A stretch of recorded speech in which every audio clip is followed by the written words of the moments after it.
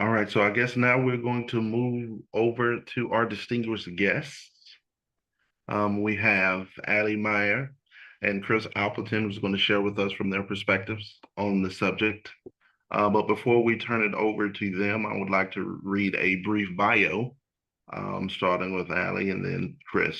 And then Ali will start and followed by Chris Appleton.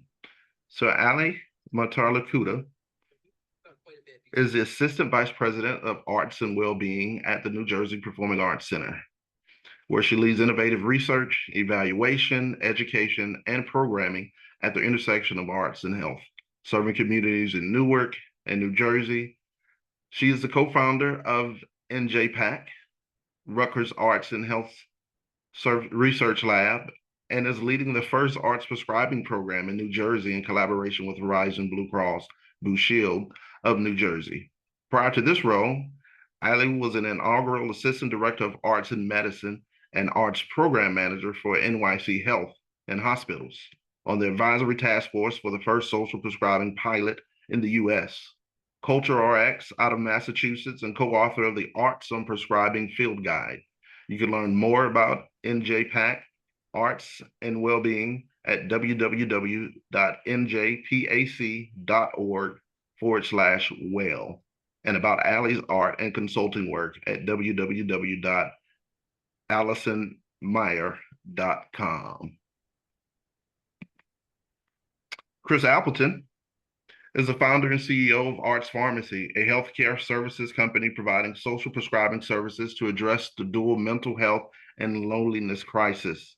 Chris holds an MBA from the Kellogg School of Management and has spent his career innovating at the intersection of creativity, systems, change, and public good. So thank both of you for taking time out of your busy schedules to share with us today. And I'll turn it over to you, Ali. Thank you so much, and hello, everyone. Thanks for the lovely intro, and thank you to Moira for that incredible grounding. I feel like I always need that before I have a public speaking gig. And thank you so much to NASAA for bringing us all together today to talk about arts prescribing and kind of the movement that's building in the United States. So I'll talk a little bit about the program that we built at NJPAC at the New Jersey Performing Arts Center, and a little bit about how we built this. When I came to NJPAC, it was to devise a programmatic vertical around arts and health to answer the question, what is NJPAC as an agricultural institution most uniquely suited to do in this space? And part of the answer to that question was arts prescribing and social prescribing. But to lay the foundation for that work, we came up with a kind of a few grounding statements that serve as a foundation as we move through the arts and health space and have stood up a programmatic vertical around arts and health. So the first is that taking part in the arts is a positive health behavior, that access to the arts is a social driver of health, that arts and culture are public health, and that performing arts centers are community health centers. And so these are kind of maybe big, bold statements, but they're grounded in a rich and growing evidence base. Call this my Cliff Notes slide of arts and health stats.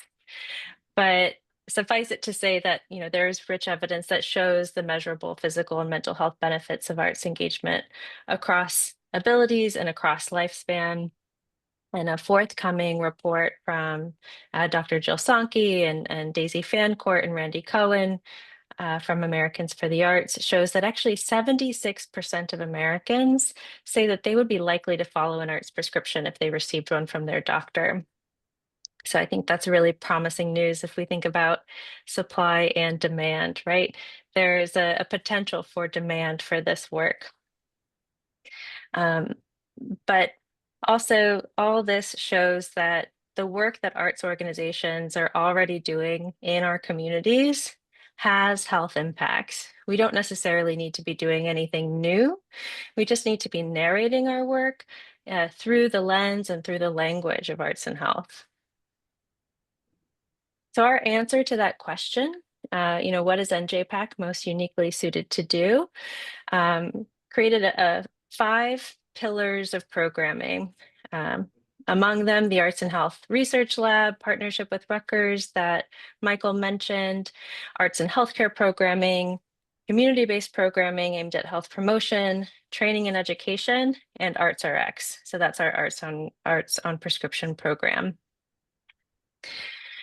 To give a little framing, and for those of you here that are well versed in language around public health and social determinants of health, you'll forgive me for talking about it briefly. But social determinants of health, or the phrase social determinants of health, is a public health framing in which we understand that 80 to 90% of our health outcomes are actually driven by our environments and our ability to access resources rather than the level of clinical care we receive or our genetics. And so social prescribing is a model that enables healthcare and social providers to connect individuals with these non-clinical supports and community resources that address individual and community needs based on those social determinants of health. So, are you educated to the highest degree that you'd like to be? Do you have access to quality food? Do you have access to water? Is your neighborhood safe? How's your built environment? And in the United States right now, we see social prescribing happening just by different names through our health systems and our health insurance providers under the banners of community investment and community health workers, folks whose job it is to be making these social connections, referring folks to local food resources or housing resources. But what we see is the exclusion of arts and culture resources from this paradigm. And so arts prescribing is really about integrating arts referrals into these systems of health and social care referral, where the recipients are already receiving these referrals. So educating the health systems and the health providers to really see their local community arts organizations as resources that drive health and well-being in their community. So to get into how we designed ArtsRx, which is our Arts on Prescription initiative at NJPAC, we had to answer some key questions. So question mark, the who is getting the arts prescription? How will they receive it?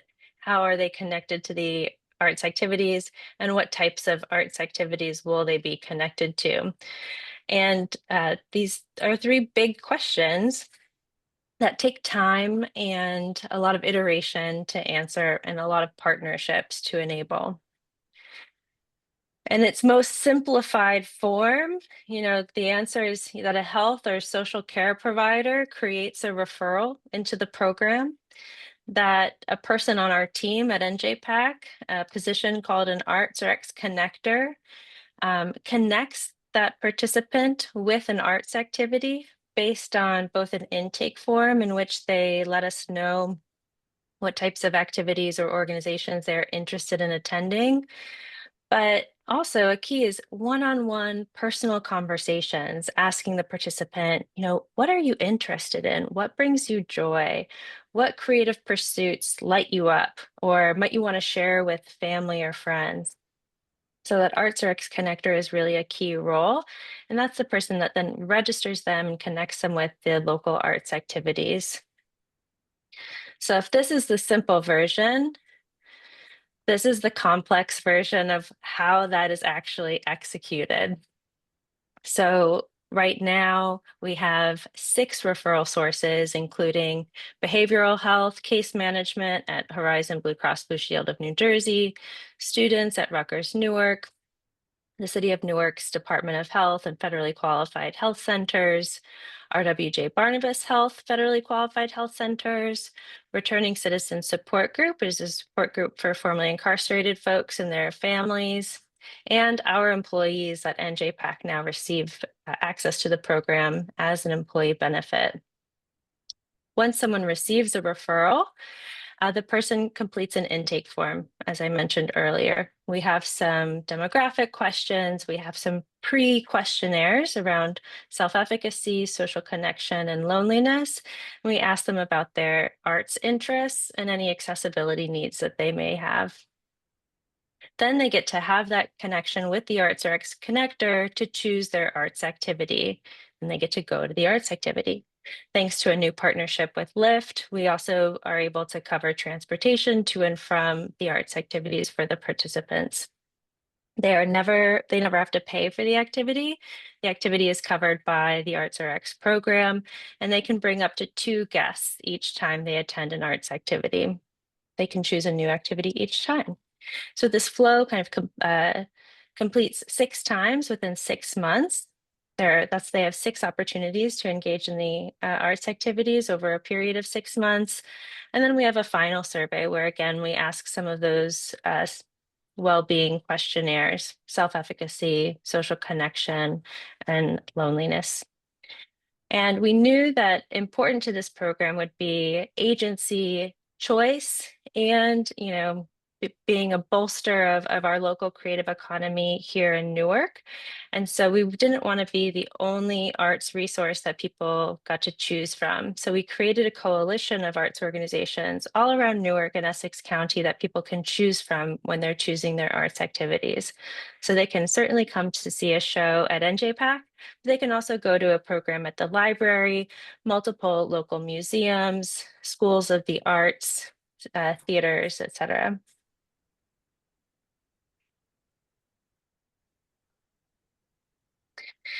This is our, timeline in a nutshell.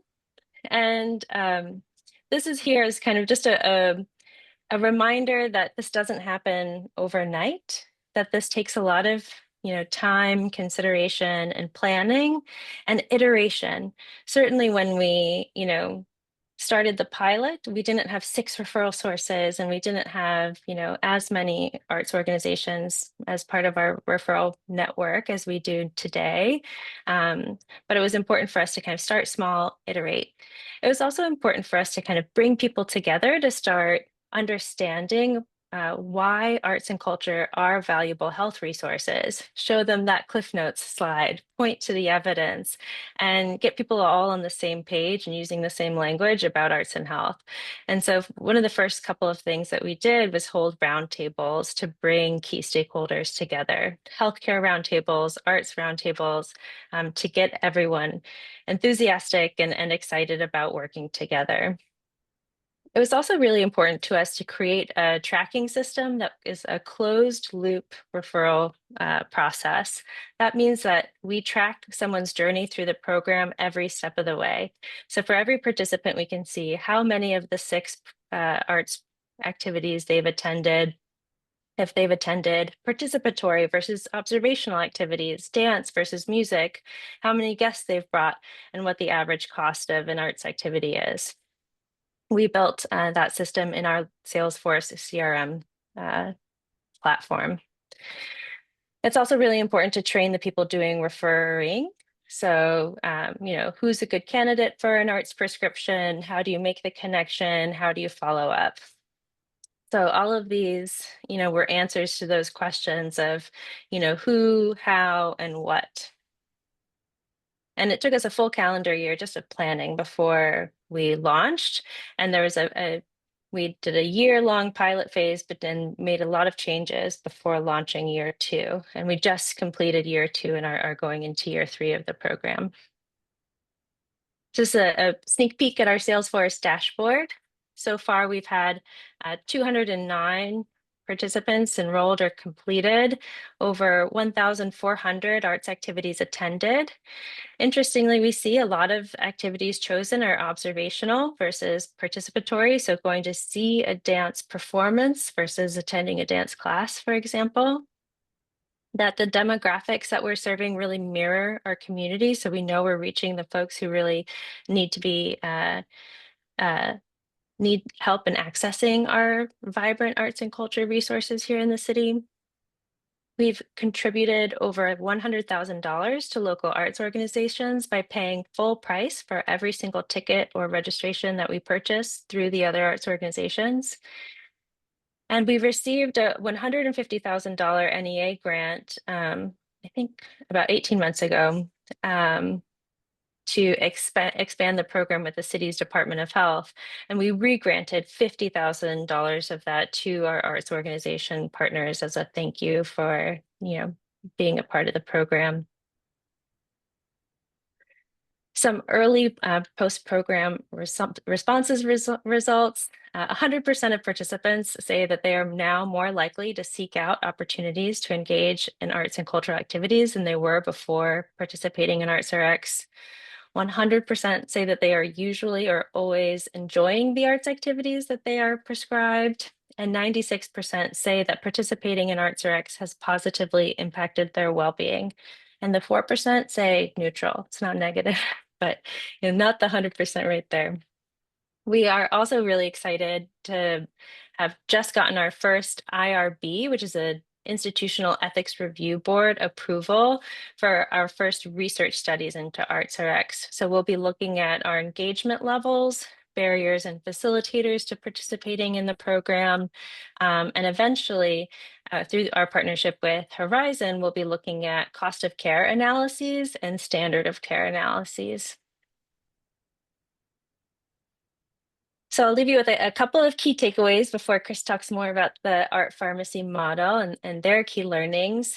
But as I was saying earlier, pointing to the evidence slide is, especially for arts organizations, you don't actually have to do anything new.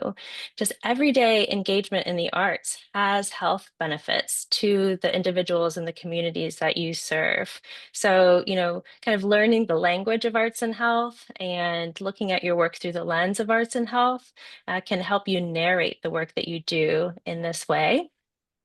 When starting an arts prescribing program, always elevate artists and community members as the experts in their own health and the health of their communities, and include them from the very start of the design process. Partnerships are key. Having community and coalition and collaborations are really essential. And that takes time, right? And if you don't have trusted relationships already, that trust takes time. And so let it take the time that it needs. Bringing people together, getting on the same page. Our friend Tasha Golden says, throw the party. Don't wait to get invited to the party. Throw the party, bring people together. Find your shared values. See if you can figure out how you help address your partner's needs and objectives. Start where you are, start small and iterate. And you often can't make everyone happy all at once right away, but you can keep listening and remain open to where you can make adjustments, iterate, change, pivot. And this is like the design thinking double diamond, right? Divergent, convergent, divergent, convergent. And I think that arts prescribing in the US right now is such at a nascent phase that we actually need a zillion unique types of pilots where, we're going specific, we're going general, we're looking at all different kinds of ways that this might work in community so that we can find best practices and discover best practices. A few resources. So on the left, I've collated a few resources where you can find the data around this. So the University of Florida Center for Arts and Medicine Epi Arts Lab has a ton of really wonderful work.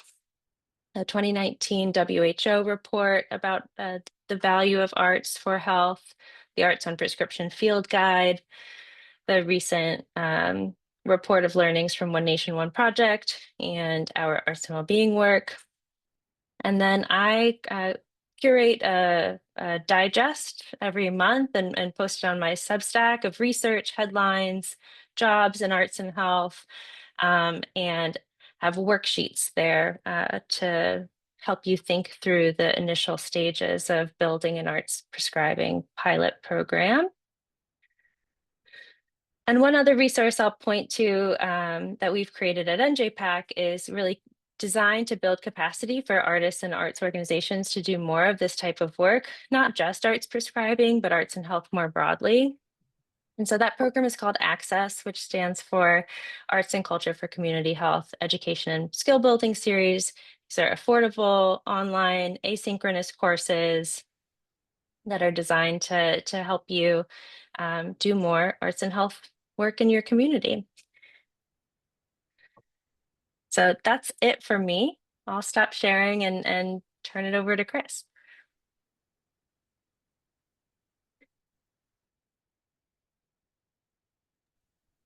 Thanks, Allie. All righty. Let's see here. Good afternoon, everyone. Chris Appleton at Art Pharmacy. I really appreciate the invitation to join you all today. And before I get into my presentation, I want to share a couple of things. The first is that artists have been healers since the beginning of humankind. In so many ways, there is nothing new here. It's a new way to frame it, new way to deliver it, but like there is nothing new in so many ways. Artists used to be a part of medicine. It was much closer, and when the medical field became more interested in more greater valuing what they could tangibly see and measure, that is when it began to separate. And that approach to medicine has gotten us very far, and will obviously continue to be important, but it will never get us all the way, right? As you know, we hear people talking all the time. You know, health is not just about the absence of disease, right? It's physical, emotional, and social health. So, and I think that's what social prescribing is so well positioned to do. You'll hear me use the term social prescribing rather than arts prescribing. Arts prescribing is a subset of social prescribing. Art Pharmacy, we're based in Atlanta, Georgia. Next week, we will be 3 years old, and we work with partners in healthcare, education, and workforce management to address the dual mental health and loneliness crisis through the community-based care model of social prescribing. We work with, primarily work with managed care organizations, integrated health systems, and higher education partners. They are our clients, and those clients pay for their members, patients, students access to the Art Pharmacy platform and programs. We currently have contracts in 9 states, as you can see the spread here, with a couple of more about to come, folks that are on this call. Sorry to exclude you, but just obviously got to get things across the finish line. And we think that technology needs to play a very, very critical role in scaling social prescribing. We have 2 products. One is ConnectRx. That is our sort of back office system, the software that manages the member records, matches the member to the highest efficacy engagements for them, and then a member companion app. This wheel here is what we think is really necessary to deliver a social prescribing model at scale for the 4 key stakeholders in a social prescribing scheme. Most importantly, the individual, we call them members, patients, clients, consumers. Second, we call the prescribing partners. These are the healthcare providers and other trusted care team members that refer their patients or members for a social prescription. The third are community-based organizations, and in this case, very important community organizations. They're your local museums and dance studios and community arts centers and libraries that are already providing arts and culture activities with protective and therapeutic benefits. And then the fourth are the payer partners. And you know, healthcare gets paid for in many, many different ways here in the United States, unfortunately, too many ways, which makes it very complex. Ali talked a bit about the social prescribing model, but I want to share this model that is it's a peer-reviewed model, and this is not ours. This is by a researcher out of Canada. And not all arts and well-being programs are social prescribing or arts prescribing. We hear a lot of people these days talking about arts and well-being initiatives as arts prescribing initiatives. Not all of them are. Most of those things are wonderful. We want them to happen. They should happen. But if we're going to get the policy changes that we need, the institutional investment that we need to really integrate social prescribing into the standard of care to be adopted by systems, we need to not sort of cheapen or minimize what social prescribing is. The way that it works in the art pharmacy model is a member gets a prescription for 12 doses of arts and culture. That prescription is called in via electronic referral into our platform. The individual connects with a care navigator. Traditionally in social prescribing, this is called a link worker. The care navigator aids the member in going through an intake where we build a profile on the member based on their clinical needs, social needs, access barriers, health goals, cultural identity, demographics, experience engaging in the arts or lack thereof. Then our National Institutes of Health funded recommendation engine matches the member to the highest efficacy recommendations for that individual. And there's sort of three pieces that are inputs in this model. It's the existing evidence base. There's 150 peer-reviewed studies in the model, as well as our own internal findings. This member input, right? All this information that we have on the members' health goals and their unique profile. And then we have a national network of about 2,000 arts and culture partners that collectively have, I think, 35,000 arts and culture engagements available on the platform in just the next 6 weeks. Those partners and engagements are vetted and coded for their applicability back to member cohorts. And then the member gets the recommendation, chooses what to participate in. We provide them with the ticket or access to that, the reminder, don't forget to take your dose of arts and culture tomorrow, all those sorts of things. And they go and participate. We track, collect at baseline information on anxiety, depression, loneliness, and well-being, use validated measures like the PHQ, GAD, UCLA3, and WHO5. And the individuals also are required, the members are required to go through a post-dose assessment before they get access to the next dose of arts and culture. We see incredible outcomes. I don't think, obviously I think art pharmacy is wonderful. I don't think this impact, these outcomes are about art pharmacy. I think they are about, we're connecting people to stuff that works. Life-affirming, life-enriching care. A little bit how our sort of business model works at a higher level. There's these two fields. There's I'm sort of kind of broadly say sort of health and well-being field. And then on the other side, the arts and culture field. Health and well-being, arts and culture, there are exceptions to this, like NJPAC is a great example of an exception. But these two fields are ill-equipped to work with one another. It's not anybody's fault. It's just how the system has emerged over time. And art pharmacy really, is built to be that bridge, that infrastructure, so that folks in the health and well-being field can refer their members to art pharmacy, that we can service those individuals and drive revenue to arts and culture organizations for the medicine that they are already providing in their community. I will pause there and look forward to the discussion. Thank you so much, Chris, for sharing. I know some of you probably have a ton of questions, but we do have another round of roundtable discussions. There are three distinguished guests that are going to help us facilitate that.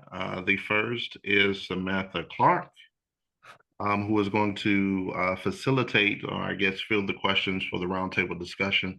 So Samantha, I'll turn it over to you and you can kind of introduce others or give them an opportunity to introduce themselves. So take it away, Sam. Fantastic. Thank you so much for passing it over.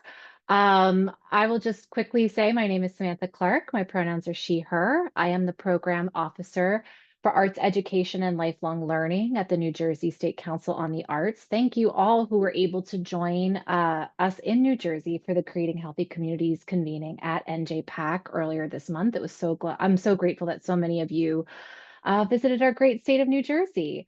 I will pass it over to Eric. Eric, would you kindly introduce yourself?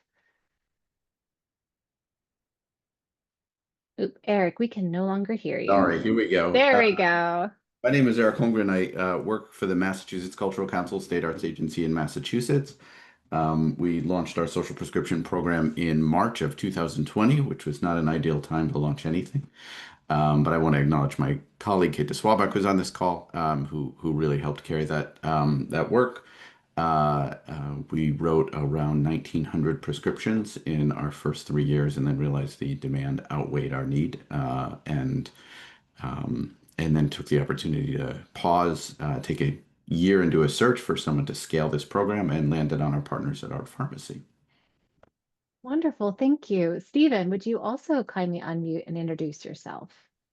Sure. Thanks, Samantha. Hi, everyone. I'm Stephen Scarrett Davis. I serve as the executive director for the Maryland State Arts Council. Happy to be here today. I'll talk a little bit, I think in the questions, I'll talk a little bit about where we are in our journey.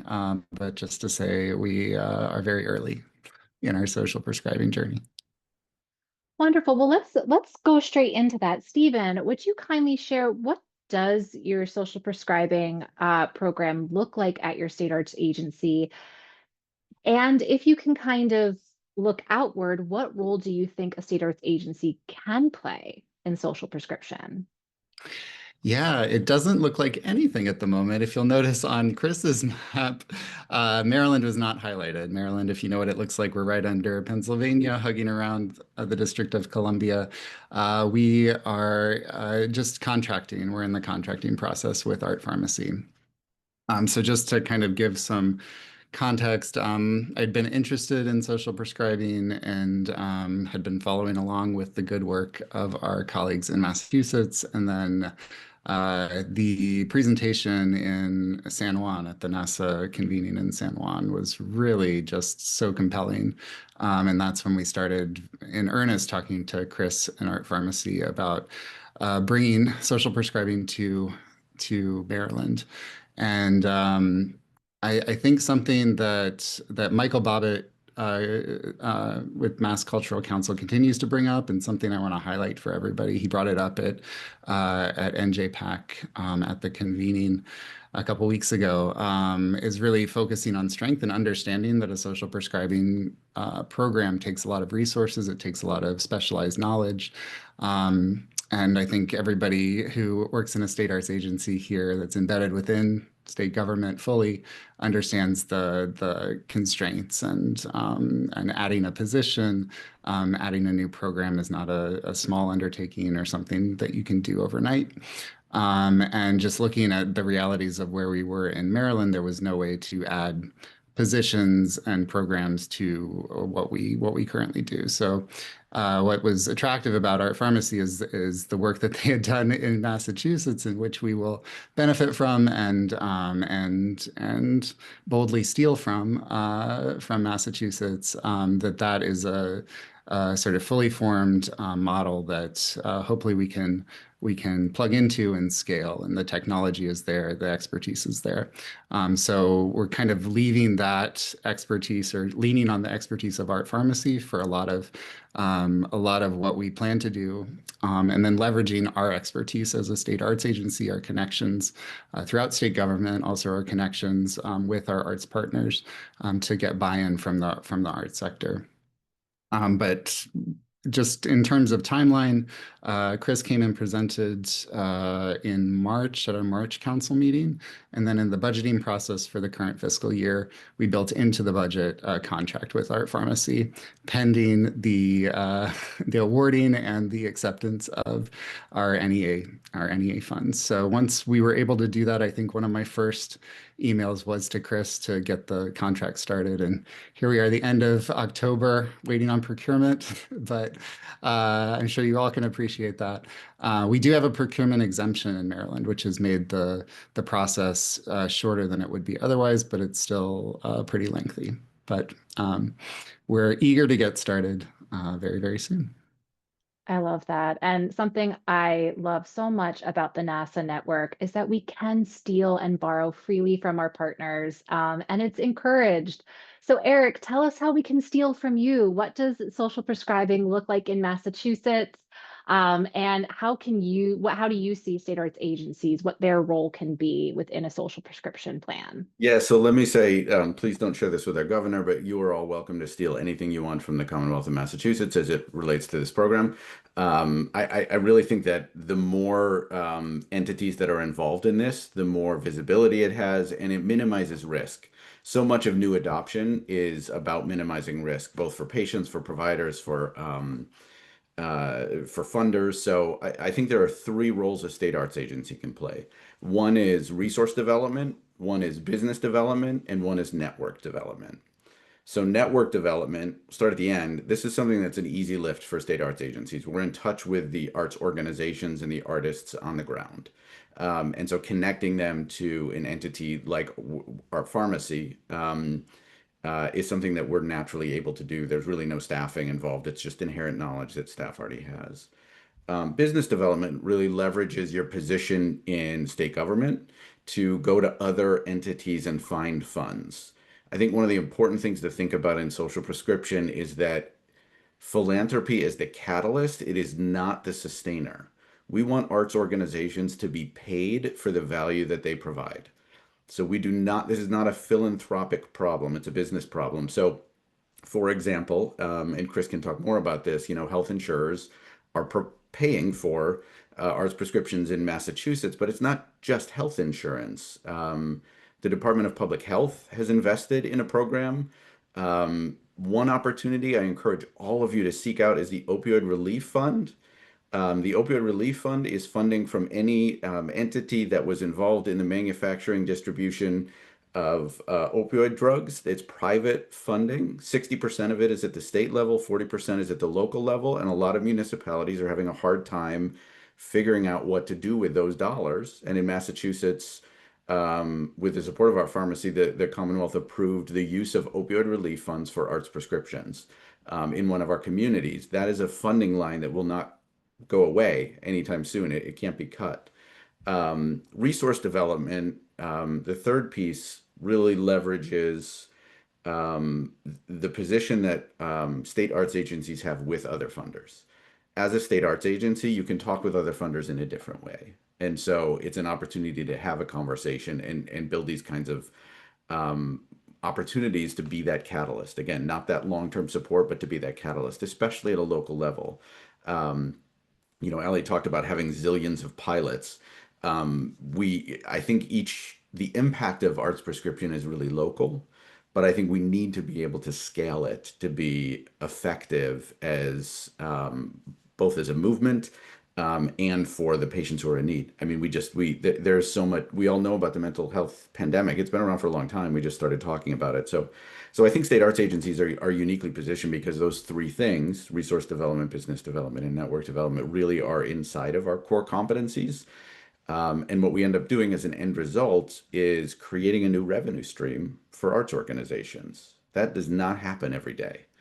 And as Chris said, they've been paid to do this work for a long time. I'll say one more thing, which is that,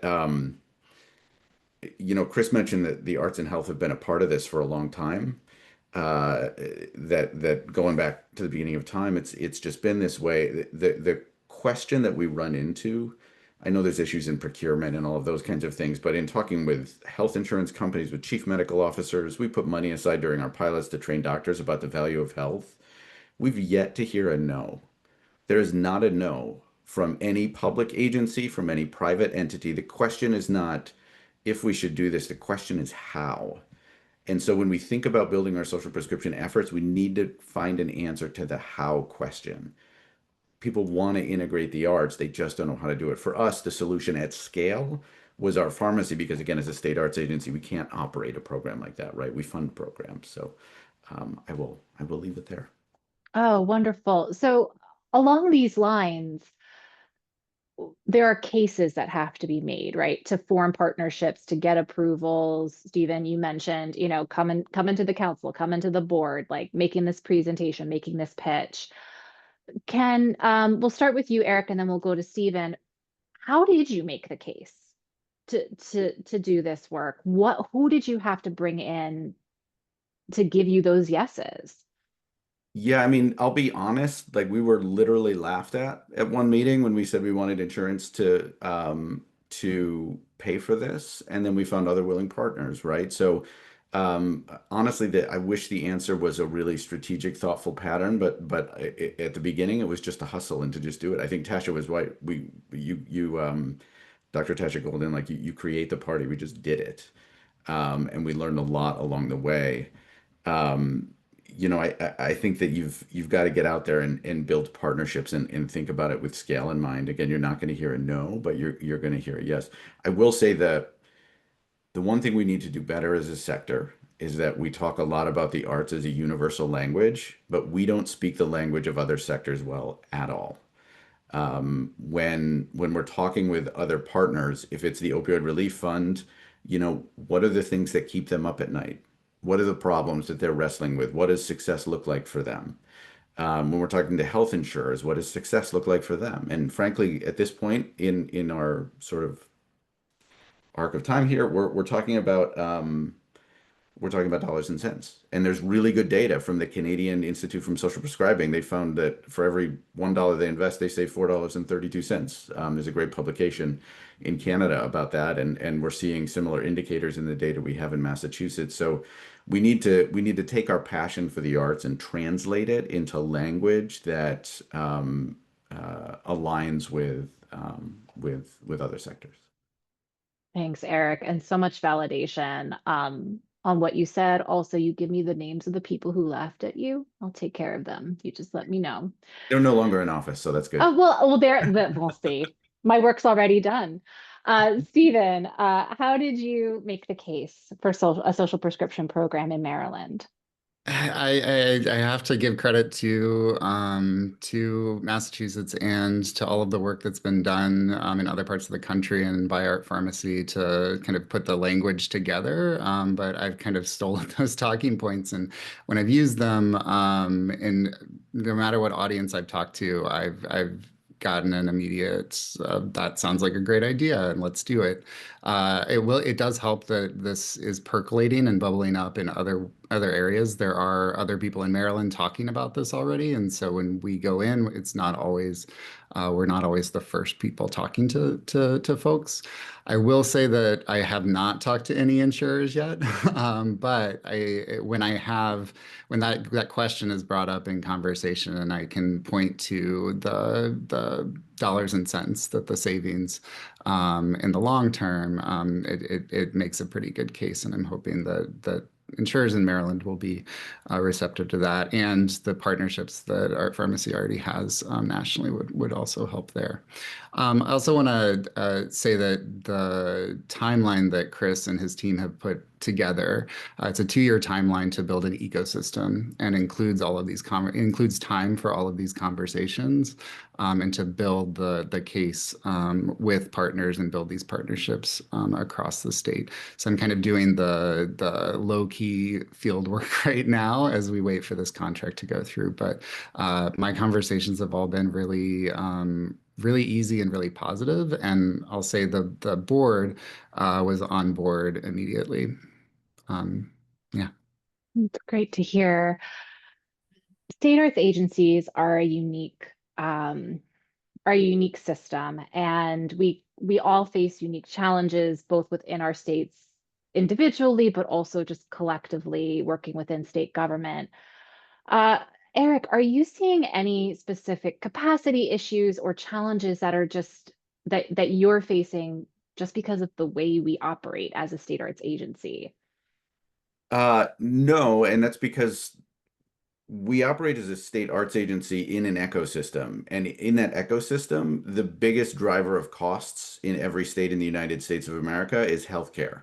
They're more than 40% of the budget here in Massachusetts, and even more so in other places, and they're going to go up. And there's at the federal level right now, we're looking at a number of cuts to some of the subsidies, so states will take on more. So I don't think that there are headwinds right now. I think there are tailwinds. And those tailwinds are an urgency to find a way to cut costs, a focus on primary care, where there's a real opportunity here, and then the opioid relief funding. So I agree. Every arts in our state arts agency is radically different from one another. Someone once told me with community health centers, if you've met one, you've met one. And I think that's the same with state arts agencies. But healthcare across the United States and across every state is one of the biggest drivers of especially legislators' minds, increasingly private philanthropy and regional consortiums. So I do want to call out perhaps the number one storyteller for social prescription in the US is Dawn Heinen, and she's dropping all sorts of stuff in the chat right now. She works in our public affairs team. So all sorts of articles are there. And just to be a little more specific, we've spent, in terms of stealing from Massachusetts, we've sent slide decks everywhere. It's from Montana and Washington and Idaho to, other places like that. So if you do need data, proprietary data from Massachusetts, we're happy to share. Thank you. And thank you, Don, for your work too. We appreciate that. Stephen, I know you're at that starting gate, but is there anything you're noticing at this point that feels like a unique sort of challenge or capacity issue just because of being a state arts agency? I think we're fortunate at having good relationships and having a good reputation in the state. I worry about resources. Generally, we are close to, as I mentioned, close to DC. A lot of our economy is dependent on the federal government and federal workforce, and that's obviously changing. And so I think those sorts of bigger political and economic issues are some of the things that keep me up at night. But in terms of this initiative, we're able to talk about it as a sort of win-win-win that it would improve access to the arts for Marylanders. It would improve health outcomes. It would improve the costs for insurers. It would also provide an extra income stream or hopefully a different income stream for arts organizations. So there are just a lot of positives here.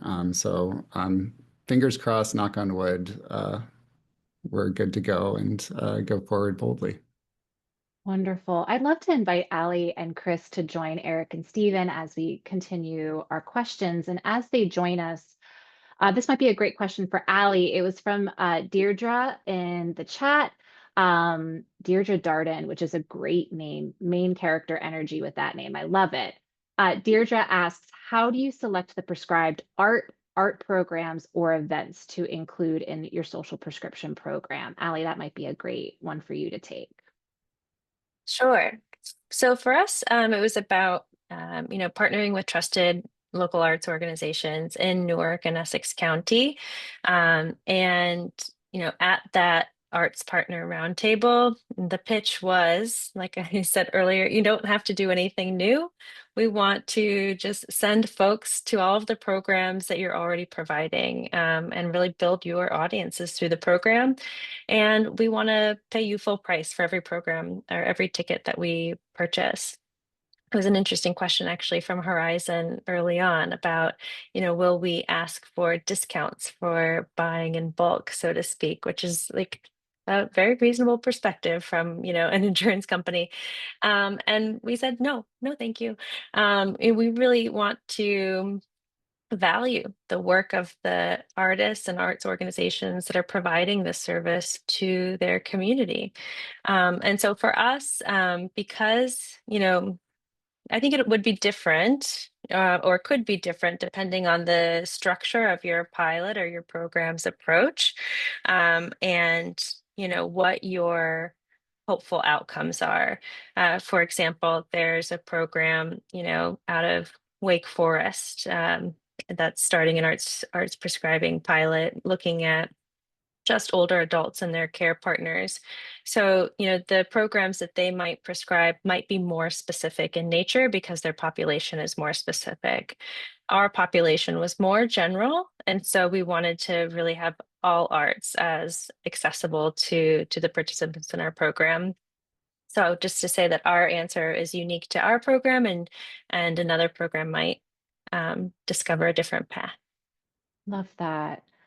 Chris, I'm wondering, how do you ensure that social prescription programs are equitable for all, right? Whether you're in a rural community, urban community, whether you come from, a place of wealth, or if you might be a more under-resourced community, how do you ensure that arts prescription and social prescription programs are really equitable across the board? That's a very hard question to answer. I see that I'm frozen. But hopefully y'all can hear me. I'll be unfrozen in a moment, hopefully. Very, very hard question to answer, in that, like, what do we mean by equitable for all? Like, our model is focused on serving individuals who historically have lacked access to this kind of care. That is what we are focused on. And it is also a model that is focused on integrating into existing systems, existing healthcare systems, payer systems, educational systems, and healthcare, payer, educational systems are inequitable systems, right? Like they are inequitable systems. And so there is a gatekeeper, right? There is a gatekeeper in those systems. And we are working to lower the gate, if you will, for people to get access through those systems. But I think it's very, very difficult to answer that question in a sort of universal way. It just depends on the local context. It depends on the partnership. So youth mental health is very poorly funded by insurance companies in the United States, Medicaid in particular, because young people are not especially expensive for insurance companies, right? Young people have less sort of expensive medical care than older folks. And so insurance companies are less likely to cover not just arts prescribing or social prescribing, they're less likely to cover a whole range of mental health supports for young people. However, public health dollars are increasingly focused on youth mental health. And so if the funding source is public health dollars, like Eric was mentioning earlier on opioid abatement, opioid settlement funds, which is $26 billion across the country over 18 years. Those dollars can be used for prevention and early intervention, not just for opioid, but substance use disorder, mental health, et cetera. Each state handles it differently. And so that is a place where a public health program, you could open up access. It's going to be more of a public health approach than an insurance approach. So long answer, we as a company are very focused on creating more access to this. But it is certainly not a sort of magic wand. It's just an equitable program.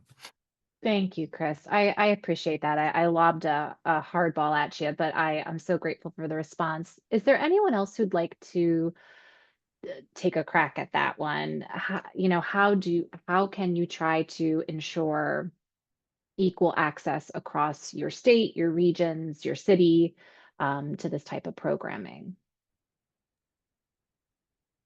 I Go, think, Eric, and then, oh, great. Go ahead, oh, Allie. oh, thanks. Yeah, I think what Chris said is spot on. And I would add that, part of including the community in the design process is letting them speak to what their access issues are, what their needs are, what their hopes and dreams are, like what the outcomes that they want to see out of this program. Why would they participate in a program like this? What did they see as possible outcomes as, increased access to arts and culture? So anytime you can include the community that you're hoping to serve from the ground level in the design process, like you're increasing equity in the program. And our strategies include that, and looking carefully at who our referral partners are, right? And who receives services from those referral partners.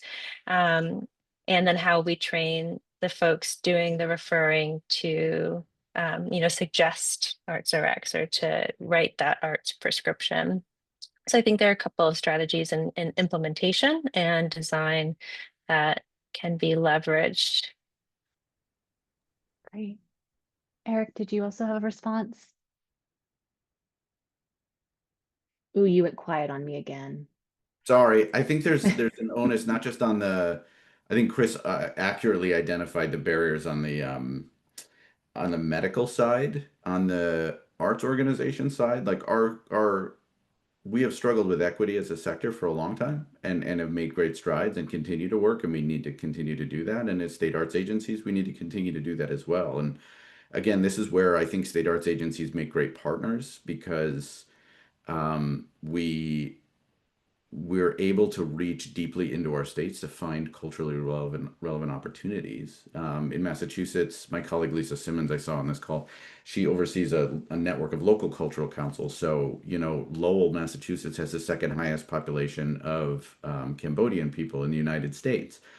We need to find experiences that resonate. One of the things we learned during our pilot in Springfield was that the Vietnamese population, they didn't want to go to the Springfield Museum. There's no one there that represents their work. They've never been invited. Nothing's in their language. So why would they go? And so they actually had to co-create things on site at a medical center to do that. So I think there are challenges on both sides, right? That there's the medical establishment that is difficult for us to change. And then there's the art side where we can continue to do the work that we're doing in centering equity in our own sector. I think that's the side that we as state arts agencies have more control over. And in doing so, hopefully, as we continue to grow this, could have an impact in terms of what arts prescriptions and social prescriptions more broadly mean. Wonderful. Stephen. Yeah, and from my vantage, I'm encouraged that in Maryland we have a lot of partners across state government and across the state that are working towards equity, that are engaged in the work, and it's encouraged from the highest levels. We have a governor who continues to encourage equitable practices and equity across the state in all sectors. So I just think we're poised here to employ some of the strategies that Ali talked about to build on work, to be a model, and also to scale this type of program in a really significant way. So I'm really excited. Appreciate that. Troy says, I'm curious about observational versus participatory prescriptions. Are either of these more effective in supporting any specific health outcomes? And NJPAC, if this is part of your analysis, Troy is particularly interested in that.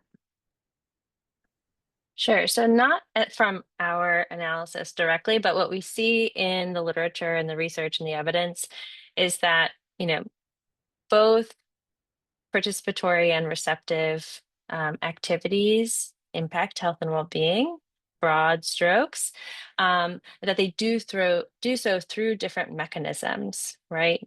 So, being in a theater amidst members of your community, experiencing a collective sense of awe can have mechanisms in your brain around social connection and relaxation and blood pressure, et cetera. So those mechanisms that are driving the health outcomes versus, taking a dance class may lower your A1C or have, lower your incidence of pre-diabetes. And so we see, like, in the broadest strokes, that both are great. And that if you get into the specifics of looking at specific populations and health outcomes, you can drill down into the data to make more specific recommendations. And I think I'll would toss it to Chris, because Chris's software is doing some really neat things around kind of looking into that evidence base to make those specific recommendations. Sure.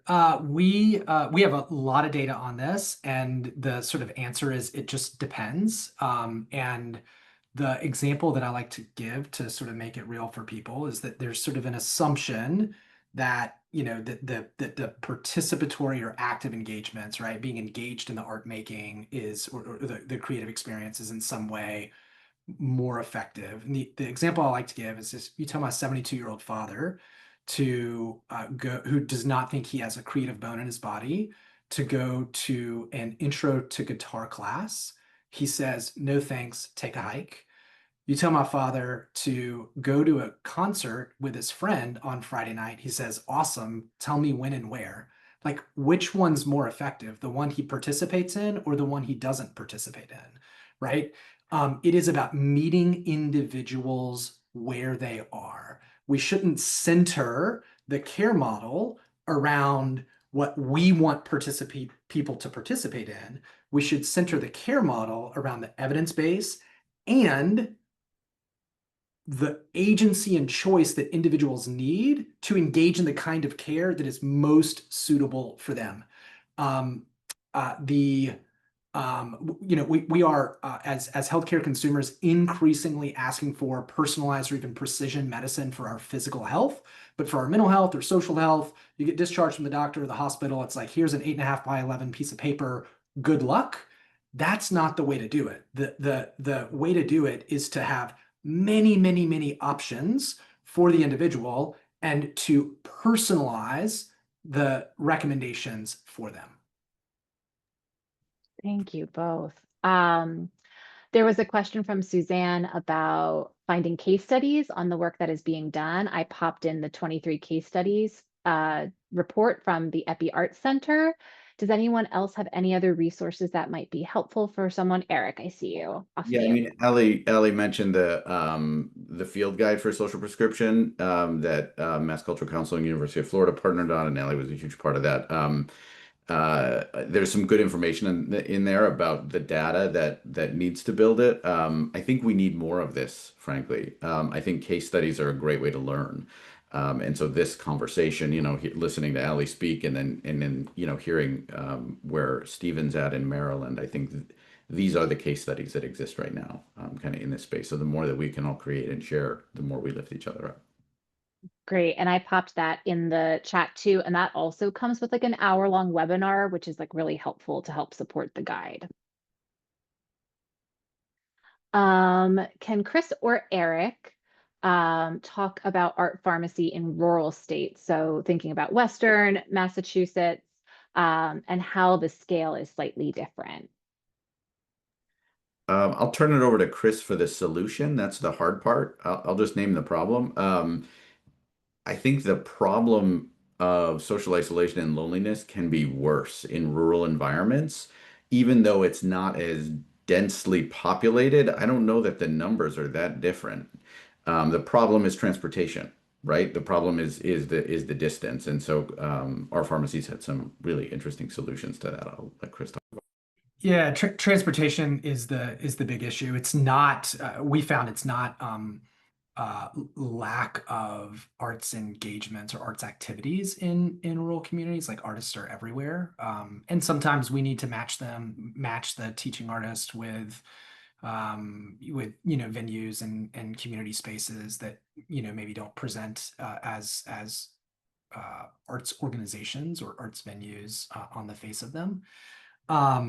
Transportation is the challenge when two of our health plan partners in Massachusetts These are serving older adults that are socially isolated and lonely with chronic illness, chronic diseases, that are dual eligible Medicaid, Medicare members, and the health plan is much more attuned to the transportation barriers for their patients to access all sorts of resources. There's no education needed there with the health plans, and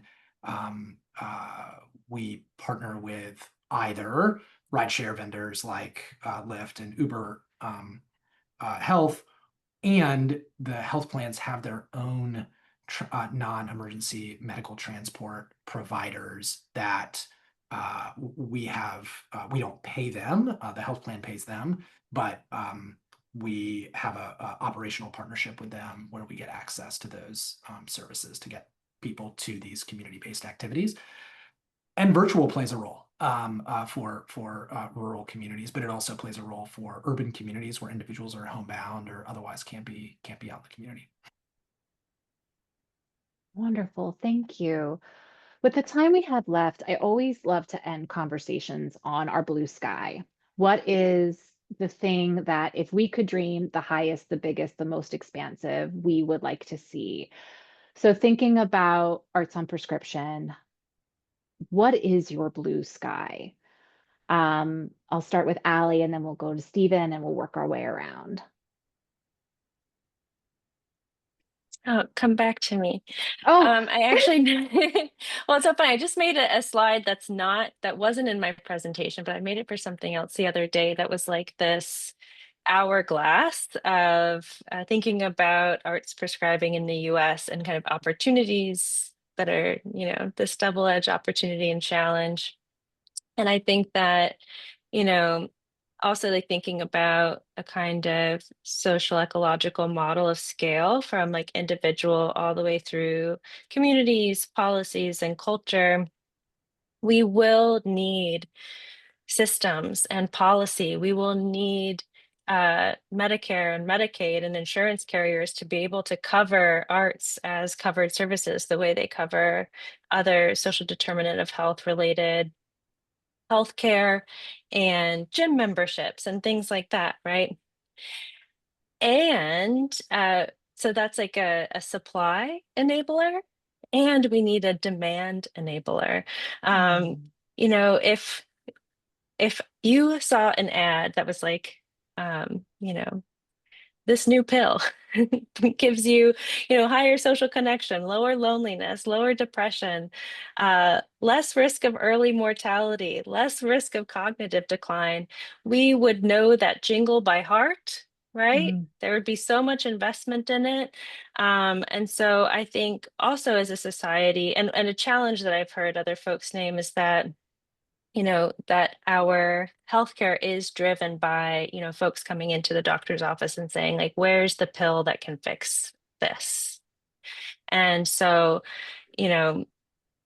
where is the prescription? Where's the demand? How can we kind of flip the script, so to speak, and ask our providers for these resources? Hey, don't you think an arts and culture prescription would benefit me in my mental health? And there's so much in between those two things in terms of supply and demand, but like my blue sky is like, in the same way we all know the Wegovy ad by heart, that there's like a kind of communication and an understanding that the arts are good for our health, that everyone, kind of pats themselves on the back in the same way we do when we, do our morning yoga or drink our green juice, that when we take our guitar lesson or go see the concert with our friends, that we have that same like kind of psychological pat on the back, that we know that we're doing something good for ourselves. And so that people with resources can invest their resources in arts and culture, right? Building arts and culture resources and incomes and revenues across our states. But that we continue to design programs that deliver those resources and create pathways to access for folks that may not be able to access them themselves. yeah, there's 79 of us in this room. One of us can write a jingle to out jingle Wegovy and Tremfya. That's the one that was stuck in my, I don't even know what it does, but that's jingle stuck in my head. Someone can do it. Stephen, what's your blue sky? Yeah, I think Ali put it really beautifully, and I would piggyback on that and just say there's my blue sky is that there's a moment when it's not even a question that folks know that the arts are good for you, that it's something that improves um, all sorts of things, but that in particular it can make a difference in social isolation and loneliness and depression and At the um, Hertz. I think uh, I'm encouraged. I'm particularly encouraged by what I heard and what I witnessed at NJPAC, that there are a lot of really great people, a lot of really great minds, a lot of really great evidence coming forward, that will make the case. And if we continue to push forward, I think that this is going to be a win-win-win-win for everyone. So that's my blue sky. Wonderful. We'll go Eric and Chris, you'll round us out. Eric, what's your blue sky? All right, I want to punt because I'm hearing something running through each of these things, and I want to hear if Chris says it. And so let Okay. me go Okay. again. All right, Chris, we're punting to you. Eric, real pressure to make your like cap to the whole thing work. Geez. My blue sky is that in 30 years, there's going to be a bunch of people on a call like this talking about some form of healing and care that is not the arts, that will say, remember when we didn't know that our engagement and participation in the arts impacted our health outcomes as much as our access to food, exercise, and physical activity. It's a silly thing to say in 2025 that our health outcomes are connected to our physical activity level. We know that. My grandparents did not know that when they were my age. So imagine in 30 years that is the state that we're in. Okay, so the theme of everyone's response, and I think the theme of this whole conversation is about narrative and public understanding. We're talking about changing a narrative, and we're talking about changing not what people think, but what people do outside of the arts. I don't know everyone on this call, but I think we're all in the arts. So I think that what blue sky is that what Chris just said is understood broadly among legislators and healthcare executives and plans and the public and everyone outside of our sector. And the only way we get to that blue sky, the only way we make it there is if we start spending time outside of our own sector. If we spend more time in rooms outside of the arts than we do in the arts, we can get to the blue sky. But we have to change what we do in order to get there.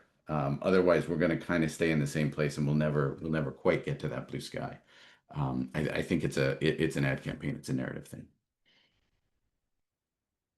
Thank you. My microphone is working, right? I had to switch microphones mid-3. You can hear me. Great. Okay.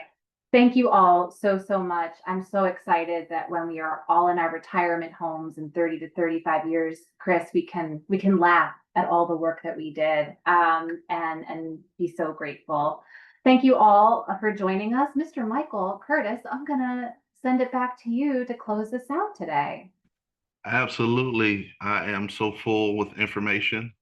Thank you all for participating and staying the entire time. Thank you, Alan and Chris, for the work you do and the willingness to share with all of us. And of course, our roundtable participants and Samantha, Eric, and Stephen, your contribution was invaluable as well. Let's continue changing the narrative. Just a quick reminder, Ryan did mention it earlier, but I wanted to remind anyone who hasn't already to save the date for our Hearts of Practice convening in February 11th through the 12th of 2026. It's in person in Washington, D.C., and will be held at the beautiful DuPont Circle Hotel. If you need more information about the in-person convening or would like assistance in registering and preparing for that event, please reach out to Shara Curtis. She will be facilitating registration and all of that good stuff. So I believe she's going to put her email in the chat for you all to make your introductions and to reach out if she hasn't already. And without further ado, I guess one check-in with Ryan Stubbs with NASA. Is there anything else that I need to mention that I may have missed?